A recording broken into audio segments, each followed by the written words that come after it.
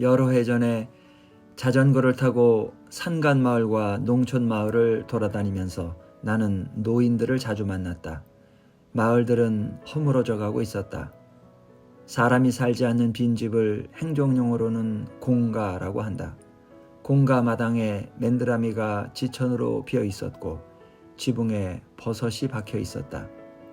마을 골목길에는 시멘트가 굳기 전에 밟고 돌아다닌 개들의 발자국이 화석처럼 찍혀 있었다. 발자국들의 방향이 교차했고 크기가 제각금인 걸로 봐서 마을에 개들이 많았던 시절이 있었던 모양이다. 이런 마을을 노인들이 지키고 있었다.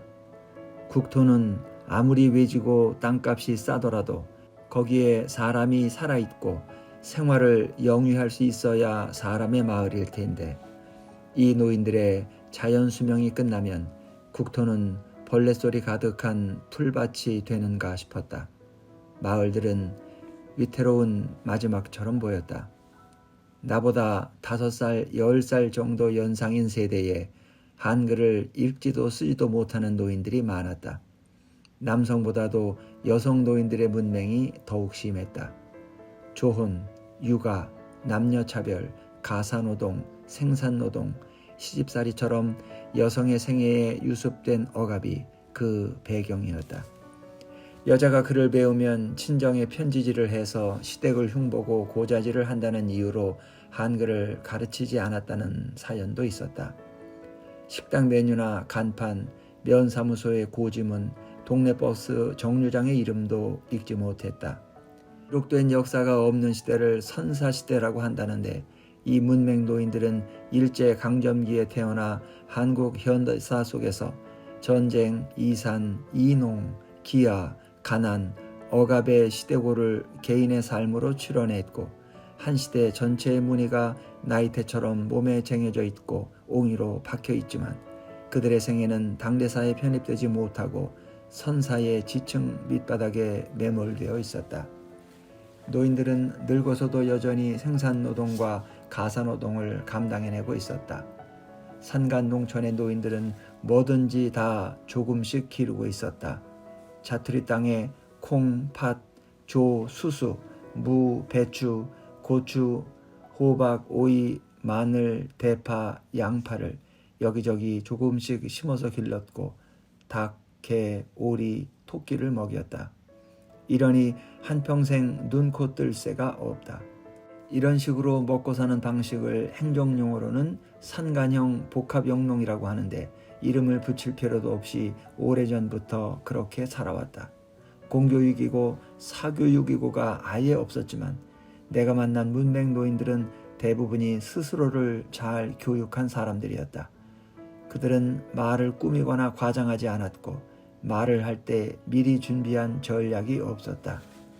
그들은 곡식이건 채소건 짐승이건 사람의 자식이건 자라는 것들을 먹이고 가꾸고 거두어서 키울 줄 알았고 이웃과의 관계에서 아름답고 정당함이 무엇인지를 알았고 멀리서 온 사람을 어떻게 대해야 하는지를 알았다. 그들의 삶은 지가 아니라 득에 가까운 것이었는데 그 알문 한 생애를 통해서 실천되고 있었다. 지난 수년 동안 전국의 여러 지방자치단체들과 민간인들이 고령의 문맹 할머니들에게 한글을 가르쳐서 아름다운 성과를 거두어 왔다. 할매는 할머니의 사투리라고 국어사전에 쓰여 있는데 산간마을에 가보면 할매는 혈연관계를 나타내기보다는 고령 여성 전체에 대한 범칭이거나 애칭처럼 쓰이고 있다. 80살에 가까워서 한글을 깨친 할매들의 글을 모은 시집, 일기들이 책으로 출판되고 있다. 한글을 모르는 노인들에게 한글을 가르치는 일은 정부가 시행한 노인 정책 중에서 가장 성공한 사업으로 보인다. 이 사업은 노인을 보호나 관리, 수용의 대상으로 보는 것이 아니라 노인을 세상 안으로 끌어들여서 그들의 말을 사회적으로 통용시켜 주었다. 세종어제 훈민정음, 나란 말싸미에 나타난 임금의 간절한 소망이 실현되고 있다. 나는 내 생애에 별 경험이 축적되지 않았을 때 글자를 배웠다. 아마도 조선조의 모든 글 읽는 자들도 마찬가지였을 것이다. 산간마을의 할매들은 한 생애의 신산을 모두 겪고 나서 문자를 배웠다. 나는 이 차이가 엄청난 것이라고 생각하지만 잘 설명하지는 못한다. 대충 말하자면 할매들의 글에는 문자가 인간에게 주는 환상이 없고 인간의 문자와 문장 안에 이미 들어와서 완강하게 자리잡은 관념이나 추상이 들어있지 않다. 할매들의 글은 삶을 뒤따라가면서 추스른다. 잘하는 것들을 길러서 잘하게 하는 일상의 노동에서 할매들은 삶의 고난을 감당해내는 마음의 힘을 키워왔다. 할매들은 생명을 가꾸고 키움으로써 스스로의 생명을 긍정했고 작은 소출을 귀하게 여겼다. 감자 5kg 심어서 100kg 캐고 너무 좋아 아들 딸 주고 너무 즐거워 우리 아들 손자 걱정 없이 살고 하면 행복하지. 아침에 일어나서 밭에 가보면 꽃이 피고 파란 잎이 팔랑팔랑 하는데 저도 나를 보고 나도 저를 보고 얼마나 사랑스럽고 감사한지 몰라요. 이슬비가 뽀실뽀실 온다. 뽀시락뽀시락 비가 온다. 끄끄하니 개작지근하다. 온 들에가 다 떨어진다. 온 곡식이 다 맞는다. 곡식이 펄펄 살아난다. 시원하니 좋다. 할매들은 작물을 통해서 자연과 깊이 공감하고 있다. 감자, 푸성귀, 벼는 소출을 가져다 줄 뿐 아니라 작물들은 할매들의 마음속에 사랑과 기쁨의 자리를 만들어준다. 작물이 비를 맞듯이 할매의 마음에 이슬비가 뽀시락뽀시락 내린다. 할매들의 감수성은 늘 외계와 직거래하고 있다. 할매들의 언어는 몸의 언어이다.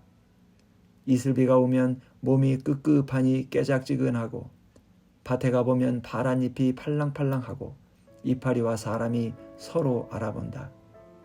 할매들은 늘 생산노동과 가사노동을 겸했다. 할매들의 생애에 가해진 억압은 풍속이 되어 있었고 때때로 야만적이었다. 할매들은 그 가혹한 억압과 빈곤 속에서도 키우는 자의 심성을 보존했고 그 심성 위에 생애를 건설할 수 있었다. 여러 할매들은 어렸을 때부터 극한의 가난을 감당해왔다. 모두 가난했지만 그 가난은 연대될 수 없었고 정치화될 수 없었다. 그 가난은 보편적 가난이었고 소외된 가난이었으며 아무도 책임지지 않는 가난이었고 누구나의 가난이었고 각자의 가난이었다. 강원도 양양의 이용남 할매는 97살인데 어릴 때 스스로 한글을 깨쳤다. 이용남 할매는 아궁이에 불을 떼다가 재를 긁어내서 그 위에 기억니은을 쓰면서 공부했고 30년 전에 도라지를 팔아서 번 돈으로 공책을 장만했다. 이용남 할매가 썼다. 7살부터 삶 삶는 것을 아버지께서 가르치시더니 연하무 살 되니까 이제는 김 매는 것을 가르쳐 주시더군요. 9살 먹던 해 음력 2월 달에 어머님 잃고는 소 5마리 염을 끓이는 그 물을 우물에 가서 내가 다 연하르고 했지요. 조그마한 동이로 연하르니 이웃 사람들이 하는 말이 쟤는 물을 너무 많이 여서 키 안 큰다 했지요. 이용남 할매는 7살 때부터 생산노동으로 내몰려 있었다. 이용남 할매는 지금도 복합영농으로 농사일을 하고 있고 5일장에 나가서 강낭콩, 쑥, 달래, 고들빼기, 고추를 팔아서 용돈을 번다.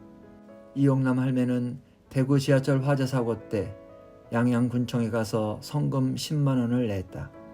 5일장 수입을 모은 돈이었다. 그날 이용남 할머니는 일기에 썼다. 없이 사느라고 남의 신세만 지고 좋은 일 한번 못 해보고 그게 한이 돼서 내가 조금이나마 보냈다. 아이 옷 벗어놓은 걸 껴안고 아이 엄마가 그렇게 우니 사는 게 숨이 붙었으니 살지 사는 게 사는 것 같겠나.